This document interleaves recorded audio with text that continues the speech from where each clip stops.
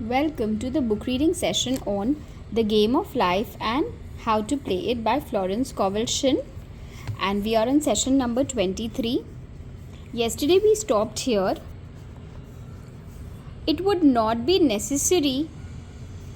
Continually affirming establishes the belief in the subconscious. इस line का मतलब क्या है? हम जो ये बोलते हैं बार बार कि एफर्मेशंस करो, डू योर एफर्मेशंस डेली, रोज़ लिखो, रोज़ मैनिफेस्ट करो, ये क्यों बोलते हैं? क्योंकि इसके पीछे ये एक्चुअल रीज़न है कि अगर आप कंटिन्यूसली ये बात बोलते जा रहे हैं तो सबकॉन्शियस माइंड वो थोड़े दिन में उसको बिलीव करने लगता है एंड वो आपके लिए बहुत नेचुरल स्टेट हो जाती है.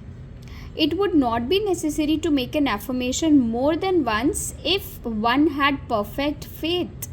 Now again, this is very interesting to know कि अगर ये रेगुलर एफर्मेशंस करने क्यों पड़ते हैं? क्योंकि हमें पूरा फेथ हम खुद के लिए करते हैं. हमें खुद से पूरा फेथ नहीं होता कि आई एम हैप्पी.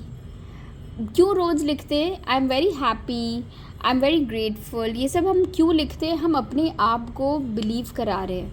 लेकिन अगर किसी इंसान को नेचुरली ये सारी फीलिंग्स है उसके अंदर, उसको डेली एफर्मेशन करने की ज़रूरत नहीं है. उसको वो बहुत मैकेनिकल लगेगा कि ये मैं क्या कर रहा हूँ, because he actually genuinely beliefs it. लेकिन अगर आपको जेन्युइन उस पर बिलीव नहीं है, पर अगर आप डेली एफर्मेशन कर रहे हैं तो धीरे धीरे वो बिलीफ आपका पक्का हो जाता है. इसलिए हमें डेली करनी चाहिए. One should not plead or supplicate, but give thanks repeatedly that he has received. अब ये भी बहुत इम्पॉर्टेंट है. मोस्ट ऑफ द टाइम्स जब हम अपनी एफर्मेशंस या मैनिफेस्टेशंस हम ऐसा कुछ कर रहे होते हैं, हम अपनी विशेस की वर्ल्ड में इतना डीपली चले जाते हैं कि लिटरली ऐसा लगता है कि हम यूनिवर्स को या भगवान को हम रिक्वेस्ट करें कि प्लीज़ ये कर दो. हमें वो नहीं करना है. इनफैक्ट उसके बदले हमें क्या करना है ये अब तक हम सीख चुके हैं. हमें कॉन्स्टेंटली थैंक यू बोलना है कि हमें वो मिल चुका है उसके लिए. The desert shall rejoice and blossom as the rose. This rejoicing which is yet in the desert opens a way for release. मतलब अगर कोई रेगिस्तान भी है और अगर आपने अपने विश की है कि द डेजर्ट शैल रिजॉइस और वहाँ भी गुलाब का फूल खिलेगा, अगर आपने ऐसी बिलीफ सिस्टम है, ये होता है अगर आप स्ट्रांगली बिलीव करते हैं. जब आप रिजॉइस करते हैं ना, जब आप एक्चुअली सेलिब्रेट कर रहे हैं कि अरे यहाँ तो रोज़ एक्चुअली आ गया है, ये सेलिब्रेशन ओपन करता है उस रास्ते को, opens the way for release. मतलब when you are rejoicing, rejoice हम कब करेंगे? जब हमें वो मिल गया है. जब हमें वो कब मिल जाएगा? जब हम बिलीव कर रहे हैं कि I am giving thanks that I have actually got it. The Lord's prayer is in the form of command and demand. Give us this day our daily bread and forgive us our debts as we forgive our debtors and ends in praise. For thine is the kingdom and the power and the glory forever. आमीन. Concerning the works of my hands command ye me. So basically ये लोग जो Bible में एक तो बहुत prayer है, एक बहुत इंपॉर्टेंट प्रेयर है जो ये लोग बहुत ज़्यादा मानते हैं, द लॉर्ड्स प्रेयर. उसकी भी लैंग्वेज ये बता रहे हैं कि वो सिर्फ एक कमांड है और डिमांड है. उसमें कोई रिक्वेस्ट या प्लीडिंग नहीं होता है. उसमें गॉड को आप कमांड कर रहे हो और आप डिमांड कर रहे हो. It is praise and thanks giving. आप भगवान को थैंक यू बोल रहे हो, भगवान की बड़ाई कर रहे हो कि आपने बहुत कुछ दिया है. The student's work is in making himself believe that with God all things are possible. अब फाइनली ये बार बार बाइबल को रेफ़र करते करते ये बहुत इंपॉर्टेंट लाइन इन्होंने बोल दी है कि दैट अगर भगवान आपके साथ है, with God all things are possible. This is easy enough to state in the abstract, but a little more difficult when confronted with a problem. For example, it was necessary for a woman to demonstrate a large sum of money within a stated time. She knew she must do something to get a realization. For realization is manifestation, and she demanded a lead. She was walking through a department store when she saw a very beautiful pink enamel paper cutter. She felt the pull towards it. The thought came, I haven't a paper cutter good enough to open letters containing large checks. So she bought the paper cutter, which the reasoning mind would have called an extravagance. When she held it in her hand, she had a flash of a picture of herself opening an envelope containing a large check. And in a few weeks, she received the money.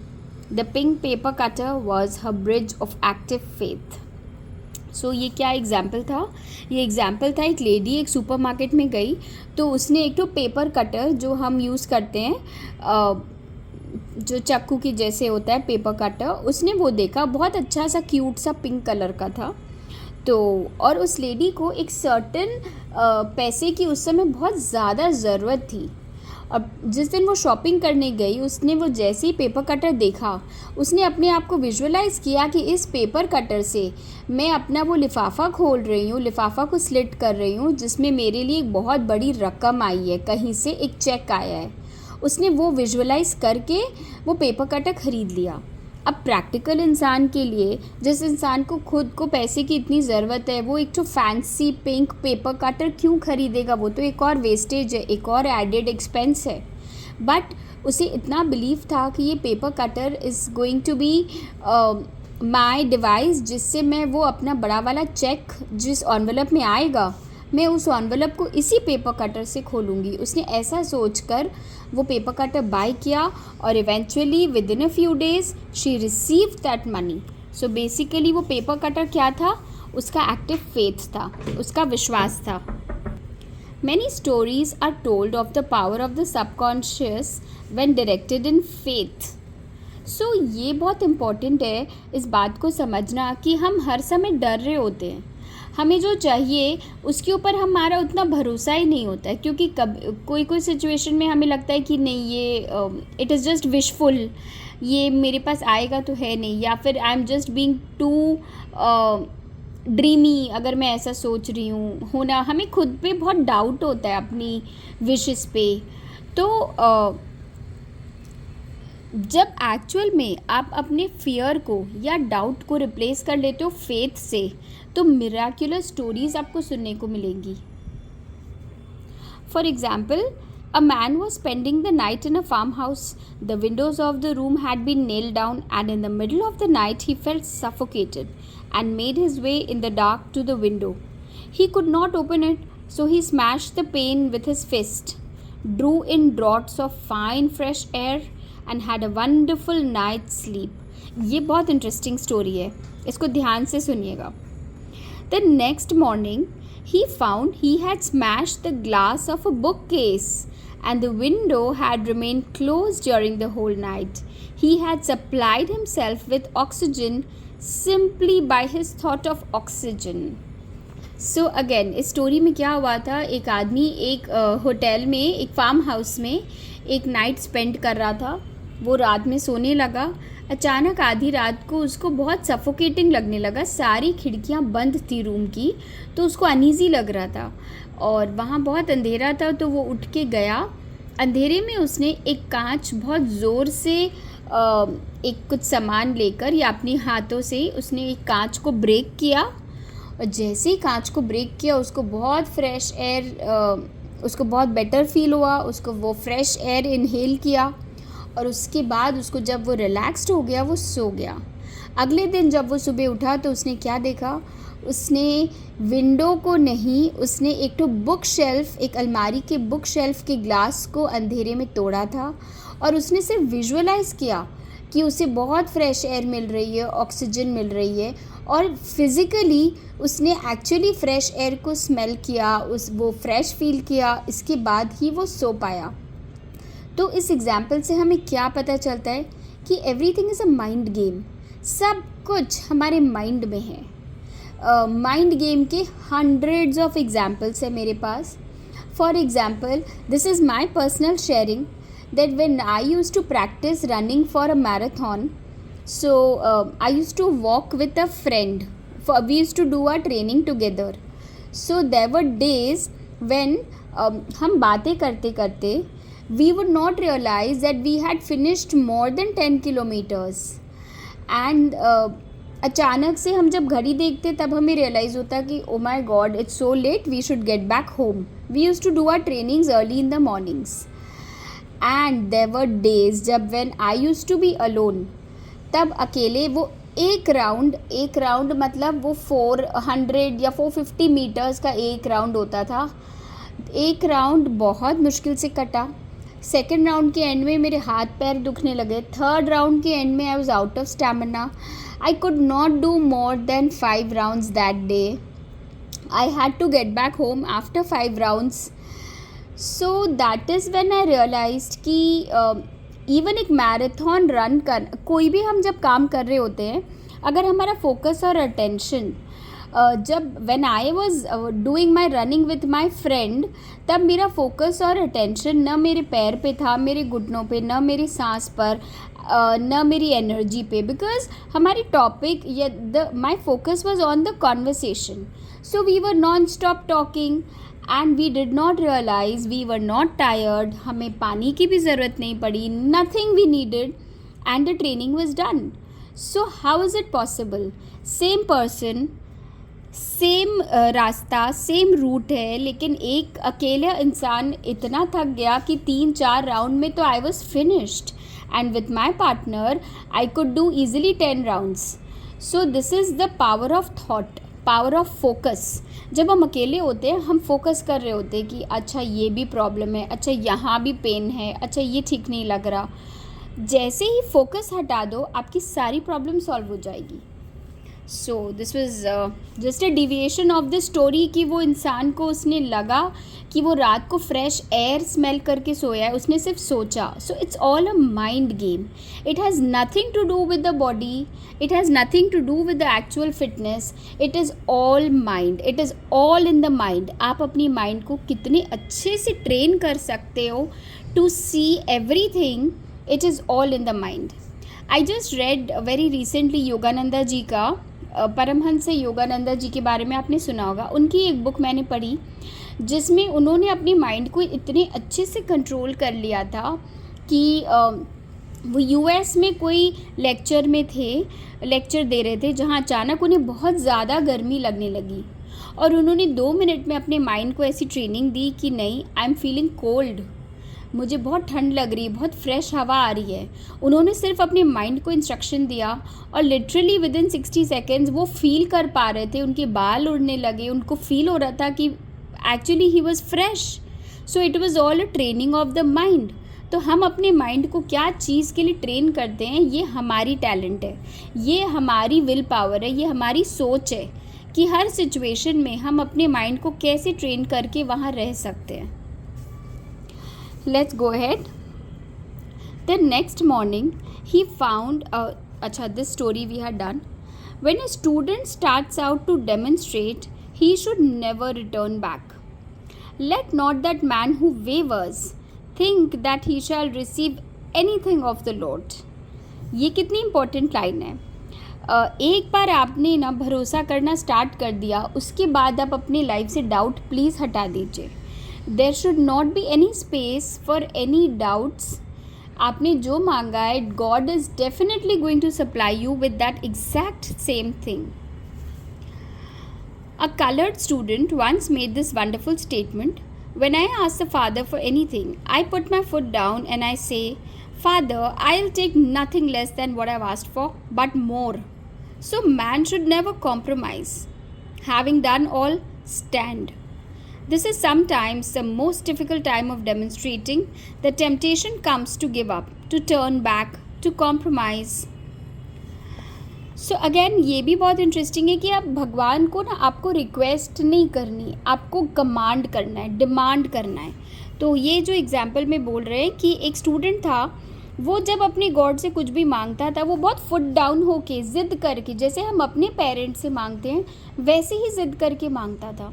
और ऐसा नहीं कि अगर उसके पास अभी कुछ नहीं है, उसने 100 रुपये मांगे तो 80 मिलते ही वो सेटल हो जाए, वो खुश हो जाए कि अरे गॉड आपने इतना दे दिया. ऐसा नहीं.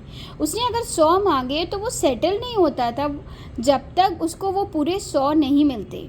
इसके लिए आपको बहुत स्ट्रॉन्ग फेथ चाहिए. जो मैक्सिमम समय पर हमारे पास नहीं होता और हम बहुत ईजिली कॉम्प्रोमाइज़ कर लेते हैं. He also serves who only stands and waits. Demonstration often come at the 11th hour because man then lets go.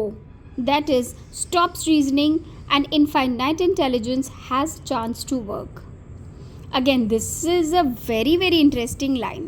Demonstrations often come at the 11th hour मतलब जो हम बोलते हैं बहुत बार बहुत लोग जो बहुत ज़्यादा रीजनिंग होते हैं, मतलब प्रैक्टिकल लोग जो ये सब चीज़ों पे बिलीव नहीं करते, उनको लगता है ये सब ड्रीम वर्ल्ड की बातें हैं, मैनिफेस्ट करने से कुछ नहीं होता, पॉजिटिव सोचने से कुछ नहीं होता, ग्रैटिट्यूड करने से कुछ नहीं होता.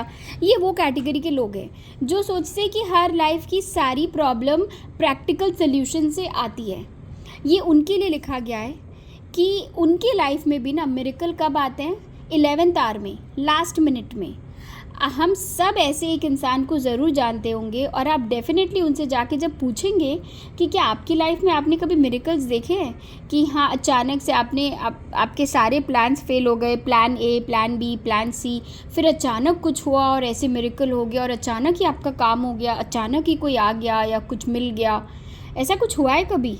आप जब इस टाइप के लोगों से भी पूछेंगे ना तो उनके पास भी स्टोरीज़ होगी, लेकिन वो उस पर बहुत ज़्यादा बिलीव नहीं करते बिकॉज उन्हें लगता है कि it was just a coincidence. They will never understand the power of the subconscious mind. So ये उन लोगों के बारे में कि उनकी लाइफ में लास्ट मिनट में मिरेकल्स आते हैं. क्यों? क्योंकि वो अगर कुछ चाह रहे होते हैं ना, वो लास्ट मिनट तक अपनी प्रैक्टिकल अप्रोच को छोड़ना नहीं चाहते. उन्हें लगता है कि ये डेफिनेटली मेरे कंट्रोल की बात है. वो गॉड पे सरेंडर करके फेथ के साथ सब कुछ छोड़ नहीं सकते. So they are at it till the last minute. और जब वो गिव अप करते हैं तब ये मिरेकल होती है, क्योंकि जब इंसान लेट गो करता है, उसकी अपनी रीजनिंग को स्टॉप करता है, उसी समय इनफाइनाइट इंटेलिजेंस को वर्क करने का मौका मिलता है. Man's dreary desires are answered drearily and his impatient desires long delayed or violently fulfilled. For example, a woman asked me why it was she was constantly losing or breaking her glasses. Now this is again very interesting. एक lady के बार बार चश्मे टूट जाते थे. उसे समझ नहीं आता था कि ये क्या होता है, मैं जब चश्मा लेके आऊँ कोई ना कोई रीज़न से ये टूट जाता है. We found she often said to herself and others with vexation, I wish I could get rid of my glasses. So her impatient desire was violently fulfilled. What she should have demanded was perfect eyesight, but what she registered in the subconscious was simply the impatient desire to be rid of her glasses, so they were continually being broken or lost. This is a very funny story. I hope ये आप समझ गए हो कि आप अपनी desire को अपनी डिज़ायर की वर्डिंग्स को बहुत केयरफुली फॉर्म करिए, सोच समझ के. एक लेडी थी तो उसको वो चश्मे पहनती थी, उसके बार बार चश्मे टूट जाते थे, उसको नहीं पता क्यों. वो फिर बाद में जब वो इनके पास समझने के लिए गई तो इन्हें पता चला कि वो उसे चश्मा पहनना एकदम पसंद नहीं था. She use to hate wearing glasses. तो वो हर समय बोलती थी I wish I could get rid of my glasses, I wish मेरे चश्मे उतर जाए, आई विश ये मेरे चश्मे उतर जाए. वो सिर्फ ये विश करती थी. तो वो उसकी विश इनकम्प्लीट थी, इसलिए उसके चश्मे बार बार टूट जा रहे थे. एक्चुअल में उसको क्या विश बनानी चाहिए थी कि आई विश मेरी आँखें परफेक्ट हो जाए, मेरी आई साइट परफेक्ट हो जाए. लेकिन आप ये समझिए आपकी वर्डिंग्स कितनी इंपॉर्टेंट है. अगर आपने रॉन्ग वर्डिंग बोल दी तो आपकी वो विश भी पूरी होगी बट रॉन्ग तरीके से. अब ये बोल रही थी कि I wish I can get rid of this glasses, I wish ये मुझे चश्मा से मेरा पीछा छूटे. तो कैसे पीछा छूट रहा था? बार बार चश्मे उसके टूट रहे थे. But that is not what we want. So we have to be very very clear कि हम क्या विश लिख रहे हैं, क्या विश मांग रहे हैं. हमें बहुत क्लियर होना पड़ेगा बिकॉज पूरा तो 100% होगा. Two attitudes of mind cause loss. Depreciation, as in the case of the woman who did not appreciate her husband, or fear of loss, which makes a picture of loss in the subconscious. So, universe भी हमारे जब सारे prayers answer करता है, दो reason हैं जब universe हमारे लाइफ में लॉस लेके आता है। हम पूछते हैं ना कि जब सब कुछ ही मैंने मैनिफेस्ट किया तो लॉस तो मैंने मैनिफेस्ट नहीं किया होगा। जब आप लोग बोलते हैं कि manifestation is real, then how did I get into this loss? तो उसका रियल आंसर ये है कि वो लॉस भी हमने मैनिफेस्ट किया है, हमने इनवाइट किया अपने लाइफ में अपनी रॉन्ग एटीट्यूड से। Since it's 20 minutes, we are going to stop and we'll continue with this point tomorrow.